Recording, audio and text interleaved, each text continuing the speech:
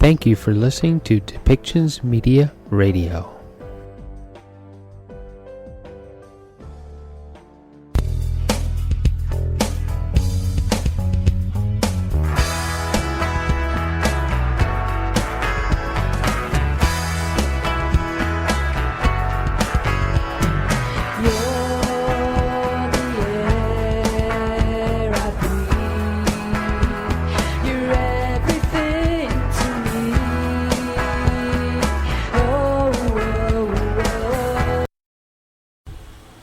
Welcome back, everybody. Today we're going to have a conversation with author and graphic designer Laura Badass Ballerini.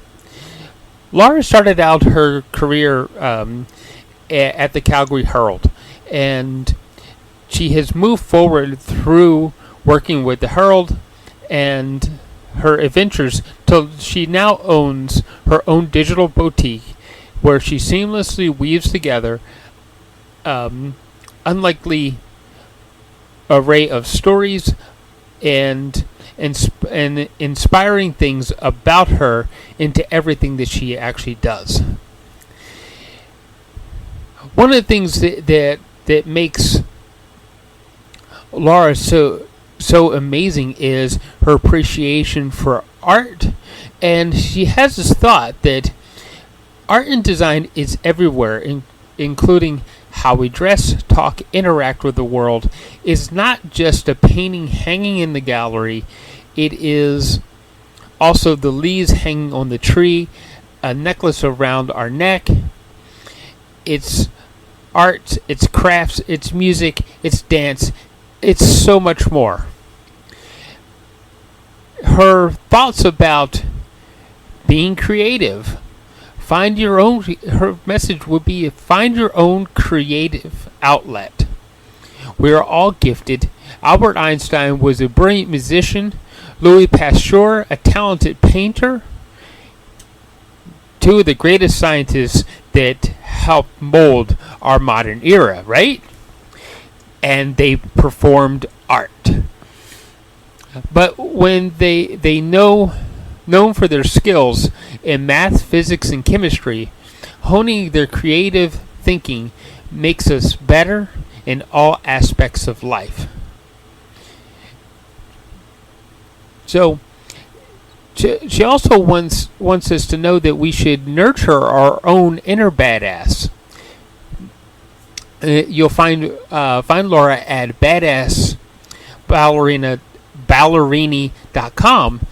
And nurturing your own inner badass is not like riding a motorcycle with leathers and a bandana, but it's standing up to bullies, having the confidence to say, yes, I can, when the world says, I don't think so.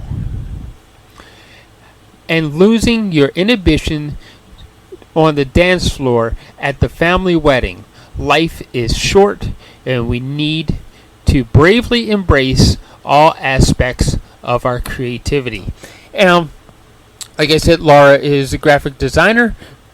She's an author, and when we get to talking about her, you're going to find out that she has many more talents, and she likes to put them on display so that we all can enjoy life.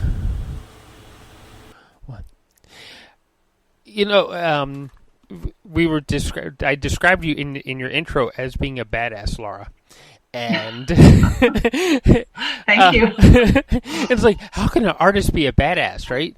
But how you actually describe what a badass really means to you, you are.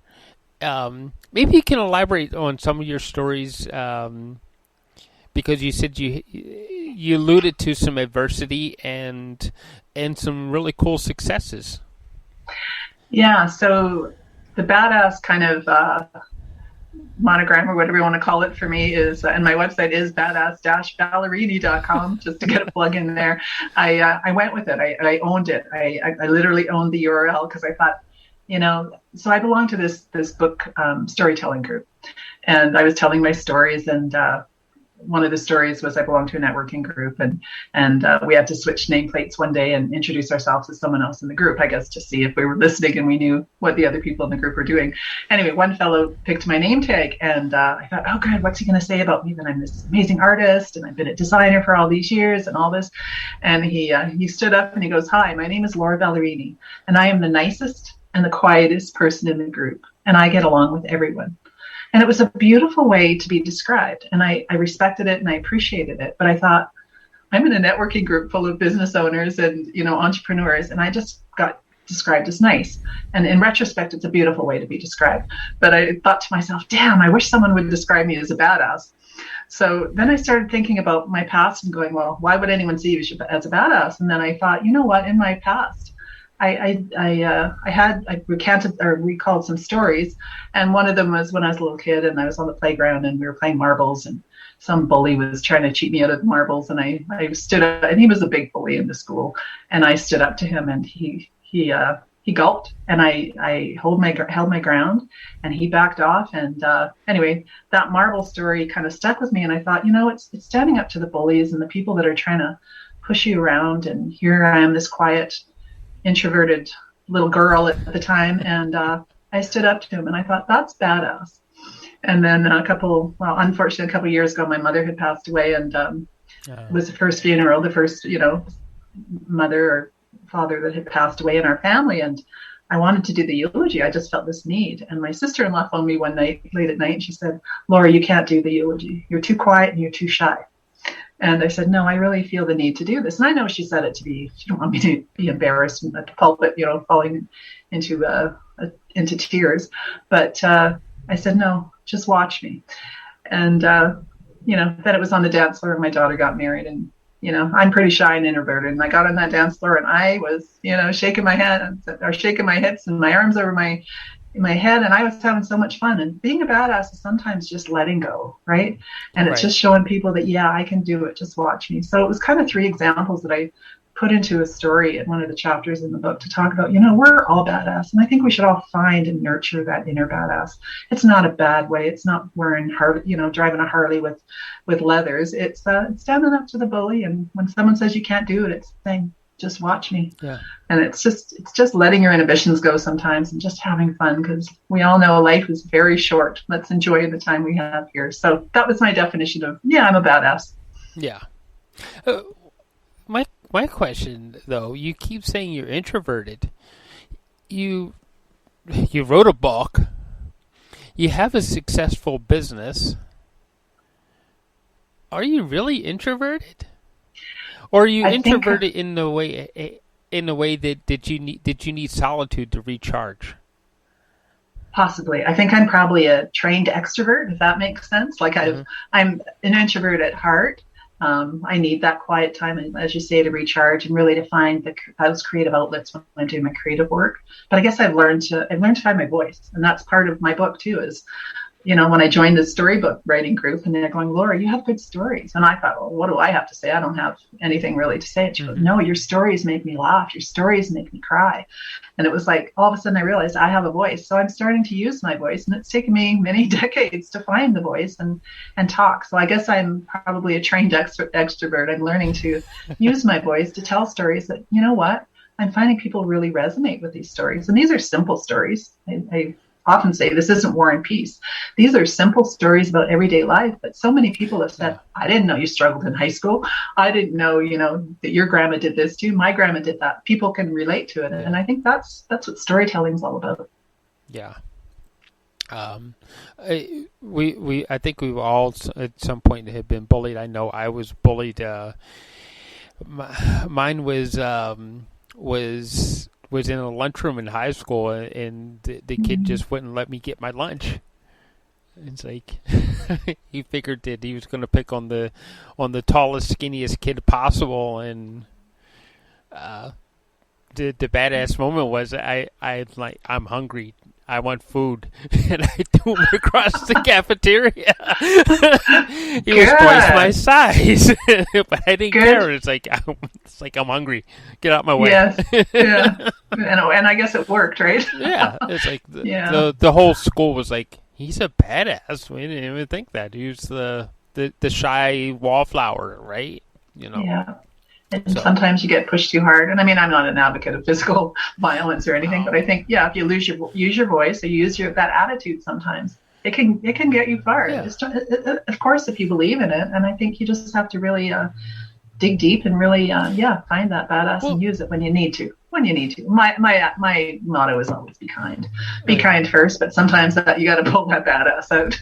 Yeah, well, I think you pulled the badass out more often than you thought because you were very successful. You talk about stories about the Calgary Herald, and let's face it, the news and journalism world is ruled by men,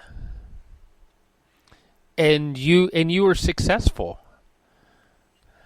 Yeah, yeah. I don't usually play that card either because I think if you work hard, I always worked hard.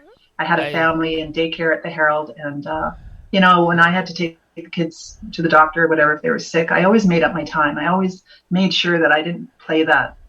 This is going to sound terrible. I don't want to play the mom card. I don't want to play the working mom card. It's like we're all human beings, and I really just believe in equality, and let's just all work hard together. And I didn't see it at Old Boys Club. yeah I worked at other companies. Unfortunately, there were more, I would call an old boys club, but I found the Calgary Herald extremely progressive. It was a wonderful place to work. yeah And I felt equal. I felt everywhere I've worked, and I think that's part of your attitude too, is you come in as a woman or a working mother. yeah You come in as an equal, and we're on par, and I'm not subordinate to,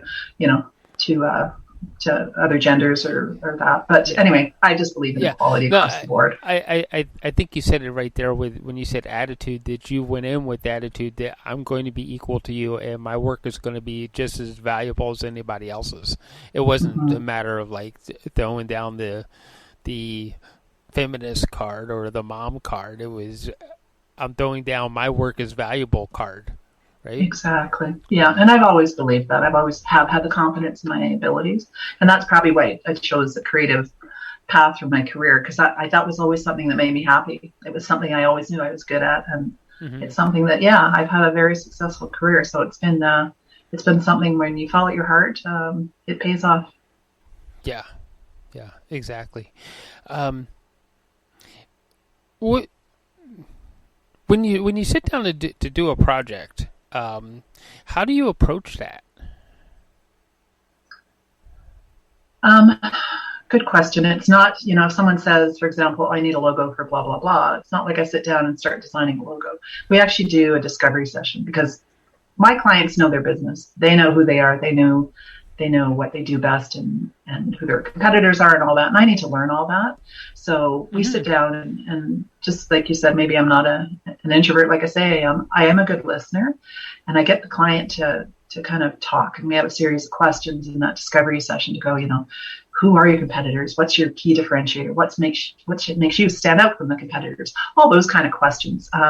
So it's really doing this discovery quite in depth with the client, maybe even talking to some of their clients and getting feedback, possibly some of their sales force, and that type of thing. So some internal staff, just really getting a sense of who the client is. So I don't jump in and just start designing a website, a logo, a brochure, a social media campaign. It's like, we need to get to know you, why you want to do this, and how we're going to do it, and what outcomes are. So of course, part of that discovery is, what are the outcomes? What do we want out of this? So for example, if it's a social media campaign, it's like, well, do you want to gain followers? Do you want to sell product? Do you want to drive people to your website? What do you want to do? So we really establish that so that we can actually benchmark. And as we get into it, we can actually measure those outcomes and move forward. So yeah, sorry, the answer is not an easy answer. It's doing a lot of discovery. I totally understand. Well, this isn't our first time meeting, right? Before you came to, when you were introduced to me by Kathy, Kathy Sparrow. That's right. When you were introduced to me by her, we sat down and we talked about it. It's like, who are you? And I'm going to throw my opinion of who I saw appear on my Zoom screen. Was this wonderful it's like this ball of creative energy appeared in front of me, Thank and you. and I was like, wow. And then I was like, when the book came, I was like all excited. It's like I got my book. I want to read this. I want to find out who you are, right? Thank you. And that's part of the process that we all have to go through. If we're going to build something really cool for somebody that's going to we got to go through that process, right? Yes, definitely. Yeah. Yes, it's really learning about them and what I can do for them. So definitely. So you would say, as a creative, that it's more about who you're doing the work for than you doing the work, right? Yes and no. Some clients, logo design in particular, because logo design is very subjective. I find it probably the most difficult thing for me to do because it becomes very personal and everyone wants to be part of that logo design.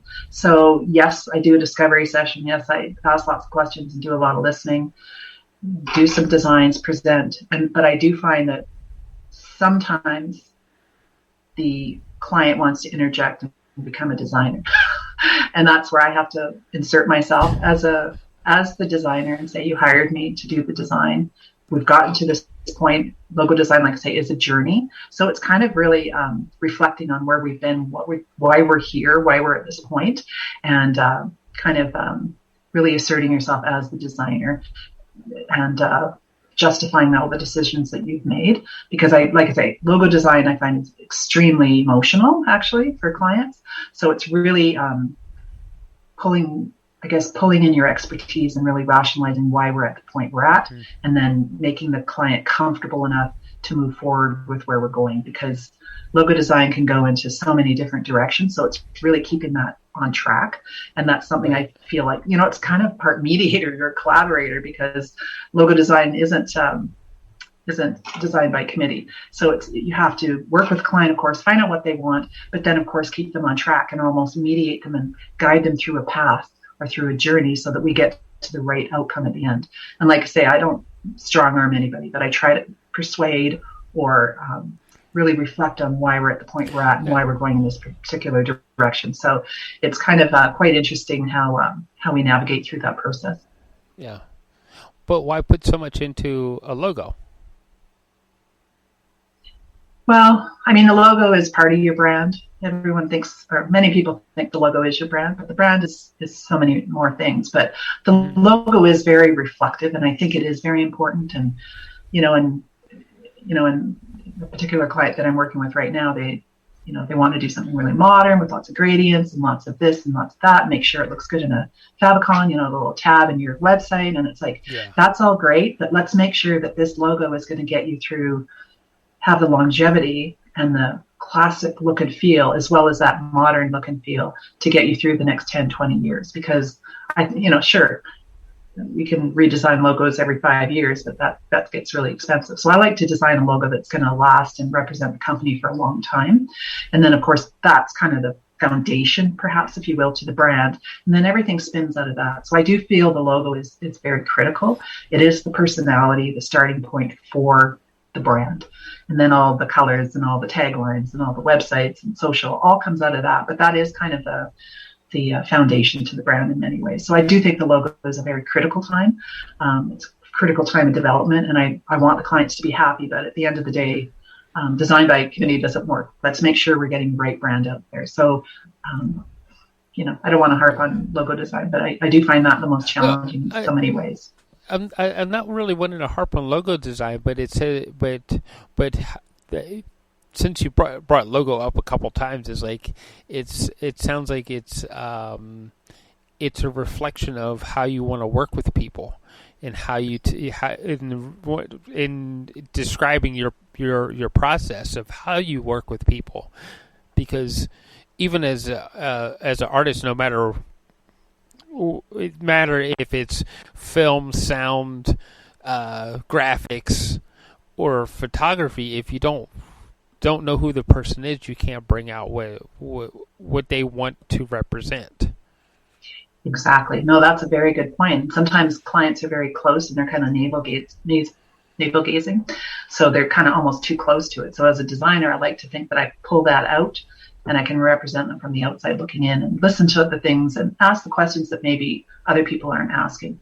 But, I've worked with other designers, and other designers can be very steadfast. Like, it's like, this is the way I work, take it or leave it, to a client. And I'm not like that. I'm like, I want to be more collaborative with clients. But at the end of the day, yeah, I want them to be happy, but I also want to instill that there's design expertise here that we need to respect. So yeah, it's that fine medium, is balancing that collaboration with the expertise. Right. That's something that in the introduction that we did, it mentioned you said in several areas that the collaboration was really important to you. Being able to work with the people, right? Yes, collaboration, I think, makes me a better designer. I think it makes me a better listener. And I think at the end of the day, we're never going to make everybody happy. So I've come to that conclusion too. It's, let's make sure we get what we need across in this website, in this messaging, in this social media, whatever we're doing. It's really finding that the best principles to get those values and those messaging across. So collaboration is important, but it's really going back to that discovery session too. And sure, I want to collaborate, make people happy, but I always go back to the notes from the discovery session and go, okay, let's make sure that we hit these top 3 points that we identified as very important. So it's circling back, excuse me, it's circling back and making sure that we hit those points. So while collaboration is very important, I really want to stress design by committee does not work. Sorry about that. Oh, it's okay. Okay. You also talk about in the intro. We also talked about some of your other talents besides design. What are your favorite talents? Well, I'm a very creative person, so everything I do is I put everything into it, and I like to think I see things from a creative lens. So my mom was Ukrainian; she had Ukrainian heritage. She taught us Ukrainian Easter eggs, which, of course, right now becomes even more poignant than ever when we made them this Easter. But I love that craft. I love sewing. My mother has instilled a joy for me in sewing and fabrics and textiles. So that has certainly come from my mother's side. Baking is a very creative source. Creativity is not just graphic design and web design and UX designers. There is so much creativity in the world today. My husband is a fabulous cook, so I see that as he's an artisan in many ways, right? So music, we've done some trips where we've really, really explored the beautiful music, particularly in Memphis, in Nashville, and just love like where the roots of rock and roll came from. I think it's fascinating. So obviously music is a big part of creativity. So I love all that stuff. I'm not a musician. I wish I was. I tried to be a musician. I had a classical guitar and played for 4 years, and I soon learned that I was not a musician, but I made me really appreciate the talent of a musician. So creativity is everywhere. Yeah. Okay. Because how to ask this? Because you alluded to something that with brand. Do you work on in social media campaigns? Do you just, as a team, do you guys put the whole campaign together, the video, and everything together, or? What I'm getting at is there's other ways of you being creative with sound and music than you playing an instrument. Maybe putting the whole thing together so that it sparks an emotion in people may be your thing. Totally. Yeah, totally. Although I'm not a videographer and I can't put video together, but I do work with video. Like I have a virtual team, so I work with videographers and writers and marketers and that type of thing, and I have been working with some of them for 20 years. So we have a very solid virtual team. But yeah, for example, working with the videographer, we did a video for a social media campaign. So video was part of it. So we did stills, we did, testimonials and video and audio and all that kind of stuff. But the video, he's the expert. He was great to work with. But when it came to picking the music, which to me was a little more emotional. It was like, that's where, we would come in and say, give us a couple pieces of music. And it's like, I think this music represents the brand. As music and the look and the feel and the coloring and the filters, that is all representative of the brand, which in many ways starts with the logo. But anyway, it was nice to be involved at that stage as a creative director to go, you did such a good job shooting all these pieces and product and everything, but I think this music represents the brand. So we worked together and that was fun. And of course, some of the editing, just getting the product shots lit properly and that type of thing. That's where I can insert myself. But certainly I'm not the expert at the videography, and I love working with experts who are good at what they do, because at the end of the day, it makes it a better product for the client. And that's what I'm all about. Right. So back to collaboration again. But sorry, I was just going to say collaboration, but I see myself as a brand champion.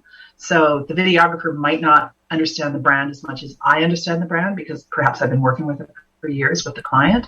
So I feel like, okay, let's shoot it this way. Let's bring this person in. I'll help bring models in or whatever. But I feel like I'm the brand champion. It's like, let's make sure this wraps into the brand that we've created. So that's something that I feel that I'm strong at as well. See that you corrected me before I even got started, because I was going to say you're a director, but brand champion sounds way better. Yeah, I guess. Yeah, but that's another artistic talent, right? Is being able to direct it so that the vision comes out.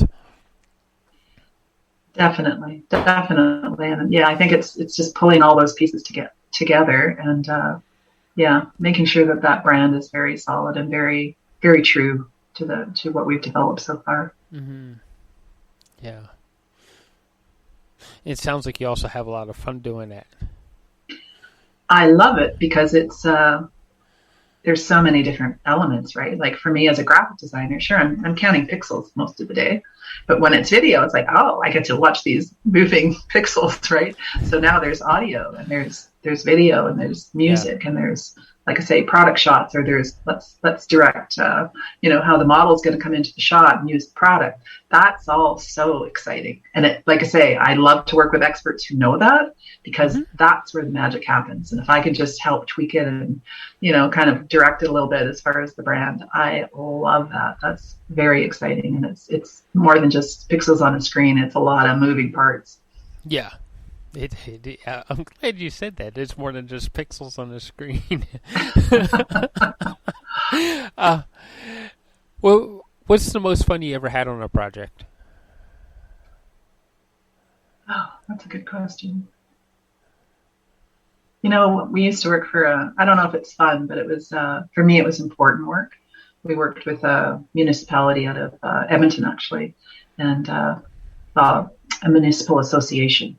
And I felt like the work we did was very important. It was about building inclusive communities and really, bringing people together and talking about how we can, take those divider lines out of everything. So I felt like the work we did with them, we did a lot of work with like inclusive communities and just, that 100-year plan for municipalities. And I felt like that was important work, because it wasn't just, putting a picture on a piece of paper. It was, or, a PDF, or doing, like I say, even social media. It was long-term important work that could actually make social change. And I thought that was really important, changing communities, making communities better.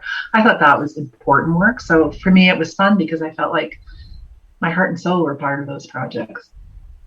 Wow. You said a 100-year plan? Yes. Municipalities, right? 100-year plans.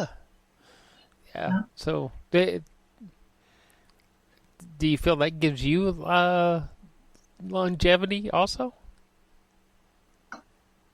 Well, I think what it did was it showed we all should have a long-term plan, a short-term plan, because as I say, we don't know what tomorrow brings, but if we know we want to be here in 1 year, 2 years, 3 years, 5 years, it kind of sets some goals for where we want to be and what we want to do tomorrow. So I believe in seizing the day, but I also believe in, let's make some long-term plans and see where we could possibly be, knowing that those, there's lots of twists and turns along the way. I think you have to be nimble and adaptable, and plans change as you go along. But I do think it's important to have kind of the short term and the long term plans in your career, your business, or whatever we're doing.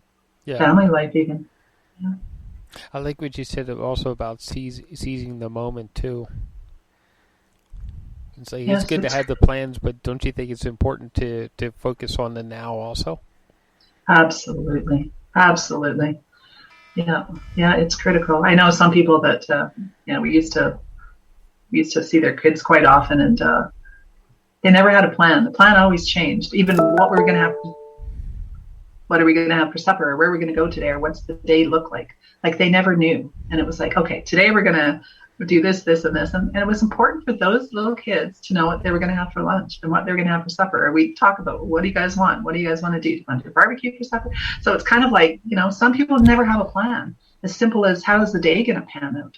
And I think it was really important to have that, for these kids anyway, to have that little bit of a plan of what their day was going to like, what their week was going to look like. So it kind of brought to life that some people just fly by the seat of their pants in everything they do, which is fine. And I wish I was a little more like that, but I'm not. But having that nimbleness with maybe a little bit of more cohesive thinking is, I think, maybe the sweet spot.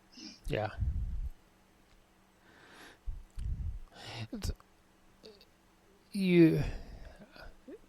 I don't know. It just seems when I'm in a conversation with you, it doesn't seem like you have everything all planned out. It seems like you're a little bit by the seat of the pants, though. I have notes all over in front of me of what I thought you might talk about in the book, and that's not coming up. So I'm ad-libbing here, and I have learned to ad-lib and think on my feet, and I think that just comes with experience, perhaps. There is a couple of things I wanted to ask you about from the book. The green velvet chair is. I wanted to ask you. Do you have a favorite section out of this book? I knew you were going to ask me that question. See, that's a classic question, though. I don't think I've been asked the question before, but my favorite chapter, I think, is the one about my mother-in-law. She passed away during COVID-19, I guess about 1.5 years ago, and that one, even when I read it, I laugh and I cry because there's funny stories and there's sad stories. But maybe it's because it was close, like it happened recently, but also my mom was my mom, and she was very much a maternal figure, and she was my authority figure, I guess. But my mother-in-law was my friend, and when I lost my mother, it was devastating. But when I lost my mother-in-law, I became her caregiver in many ways as she was sick through the years. And when I lost her, that was sad. And I feel like there's a lot of emotion in that story, but good emotion. She had a good life. She had good stories to tell. She's left me with good stories that I can continue to tell. She taught us how to make ravioli. My children learned ravioli and making and all that, and that continues to be a tradition. So that story, maybe because it's fresh and it, just getting out of COVID and all that, it kind of hit hard. But that's probably my favorite because it hits so many different emotions. Well, you. Sorry, I don't mean to focus on the menial things, but you've mentioned the Ukrainian Easter eggs, right? Kitchen. Ravioli. We're back to the kitchen again. Well, I guess with very ethnic backgrounds, right? Like from Ukrainian. My mom was Ukrainian. My dad was Irish. My mother-in-law was Italian. So we have this very strong ethnic background, and food's a very important part to all of that. And food brings people together. And, we can say design and website bring people together, and the digital world brings people together. But ultimately, at the end of the day, if you're sitting around the table with people that you love, eating the food that comes from your heritage, I think that's a beautiful thing. And that, like I say, that's creative. That's creativity to me.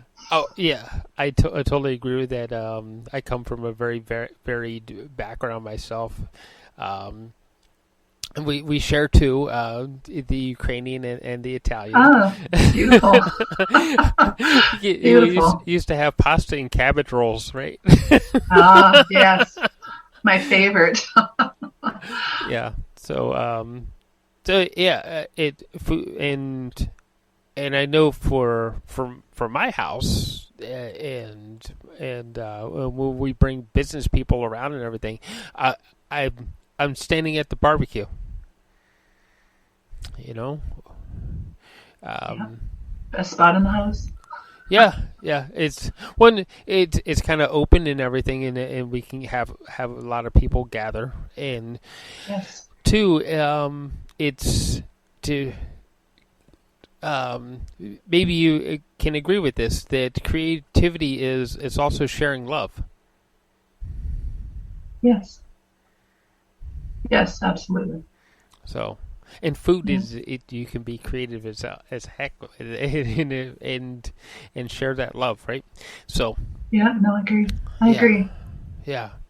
So, what made your mother-in-law so special?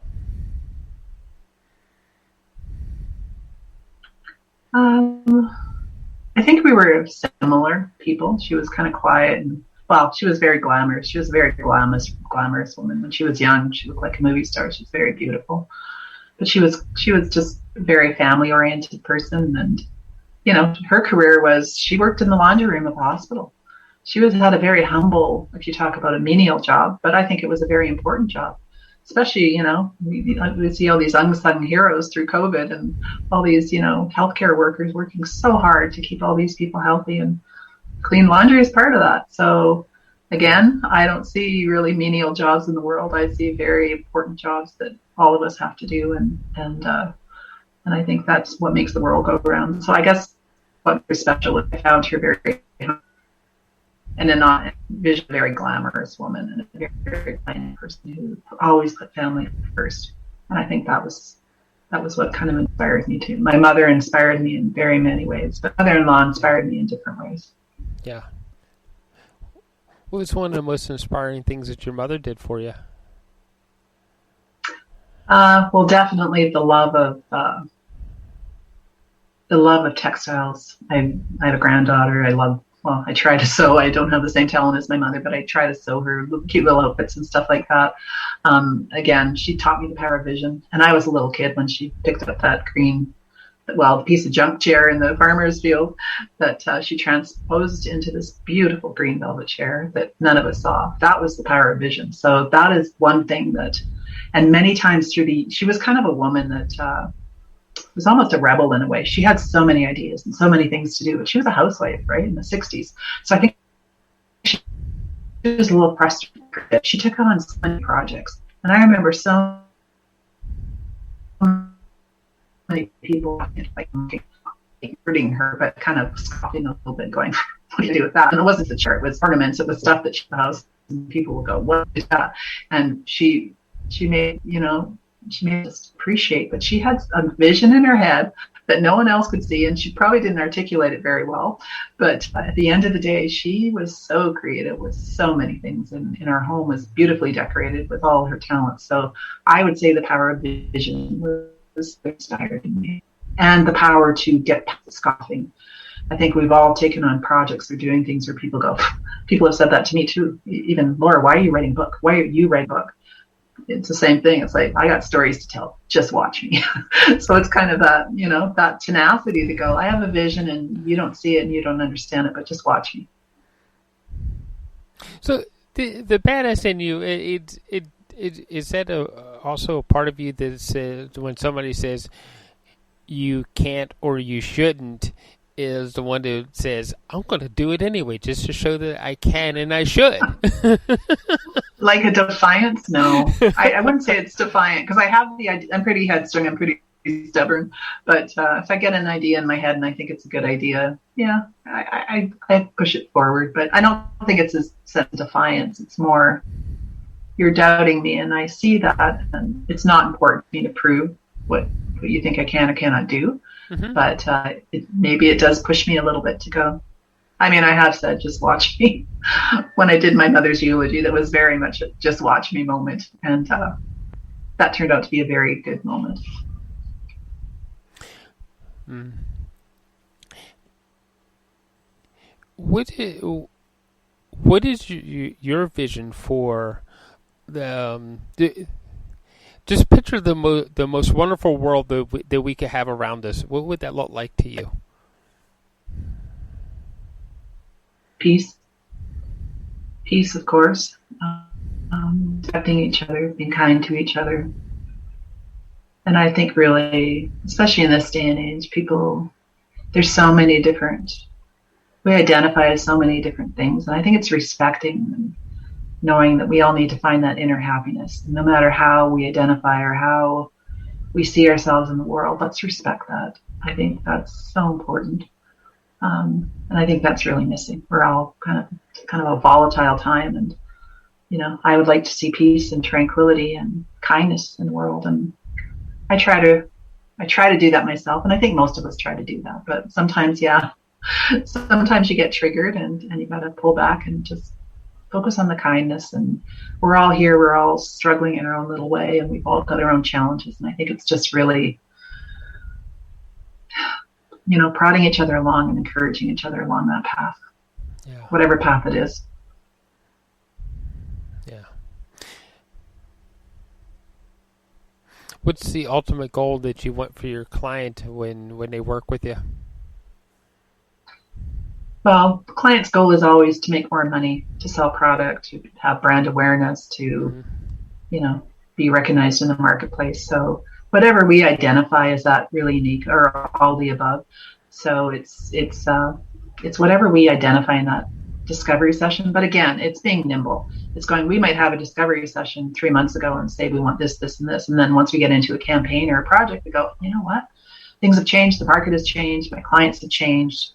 Let's adapt. So it's going back to those values that we're trying to project, and those goals that we're trying to achieve, and have that really strong objective to meet it and balance it and measure it. Setting a goal or an objective is one thing, but actually putting measures in place to measure that is where the real magic is, right? That's where the real importance is. So I want my clients to be successful in whatever they set out to do, and I work hard for them, and I know they work hard. I feel like I'm part of their team. I do become part of their team, and my virtual team, in many ways, they become part of the team. So it's working alongside them in a very cohesive. I'm using the word collaborative again, but that's kind of who I am. Well, because we're going to start to run out of time pretty soon here. My TikTok is going TikTok. Yeah, no, I get it. What's the best way to collaborate with you? As far as connecting with me? Mm-hmm. You keep using collaborate, so I'm using your word. Okay. So connect with me via website? Is that what you're asking? Yeah, your website. What are the ways that people do connect with you so that they can collaborate with you and work with you? They can connect through my website. I have a corporate website, which is called bluebrown.com. So it's BLU, there's no E in blue, BLUBROWN.com. And actually that was named after my daughters. I don't know if you read that part of the book, but I have two daughters. One has blue eyes, one has brown eyes. I named my company over 20 years ago, Blue Brown Communications, because I wanted to see the world through the eyes of a child. Because a child's always asking why. Why, mommy? Why is it this way? Why is it that way? And that's in our discovery sessions. That's kind of what we're doing. We're asking why. Why are we doing this social media campaign? Why do you want a website? What do you want this to do for you? So it's that kind of very pure, simple thinking that went into it. So bluebrown.com is my website. If you want to check out my portfolio there, contact information is there, phone number and all that. So, people collaborate in different ways.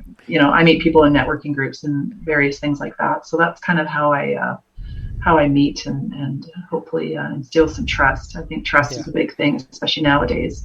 Is almost connecting with people, even in a networking session, and you immediately feel a trust or you don't. I think that's important. So that's kind of how I have probably gained most of my work, was one-on-one, face-to-face. Well, through COVID, a lot of with Zoom, but really you can read. I think we're getting so good at reading body language and what comes out of our mouth so well digitally via Zoom that it's mostly once I meet someone, I usually can get some work from them because there's the trust or rapport or I think probably a respect for the experience hopefully comes through. Yeah. And your author website is? Yeah, my author website is badass-ballerini, BALLERERINI.com. And that's where, I talk about my book and various things. Yeah. Cool. And actually, you can download an excerpt from the book if you don't want to commit to actually purchasing the book. There's an excerpt that people can download for free. Awesome. Cool. I'm going to advise that people actually go buy the book because it's good. Oh, good. You're enjoying the read? Yeah. It's like, and I'm a very slow reader, and it takes me time, but with that I also enjoy each and every word that appears on the page. Oh, so when something's really well written, I just enjoy it. Well, Kathy Sparrow is a very good editor. I've really enjoyed working with her. By the way, we have an audiobook on Amazon as well. If you don't want to read, you can listen to audio. Oh, cool. Yeah. You know what? My wife and I, we love audiobooks. We listen to them all the time instead of watching television and stuff like that. We listen to different books. We will download yours. Yeah, that sounds great. And leave a review. I shall. A lot of people are not leaving reviews, so I might do a little campaign to encourage people to leave reviews on Amazon because that's where it's at apparently. Yes. All right. It's great talking to you again, and you too, Michael. I hope to continue to run into you all the time. We are in that creative space together, so yeah. Sounds great. Thank you so much, Michael. Oh, thank you, and thank you everybody for listening today. And please go to Amazon, go to badass-ballerini.com, and get your copy of The Green Velvet Chair.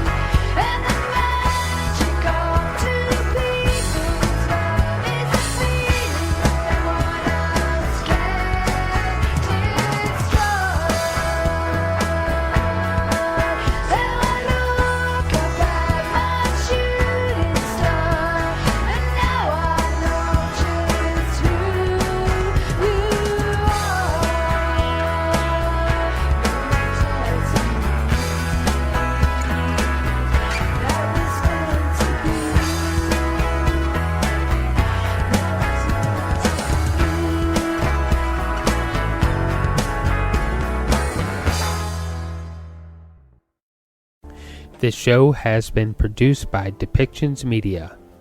Please contact us at depictions.media for more information.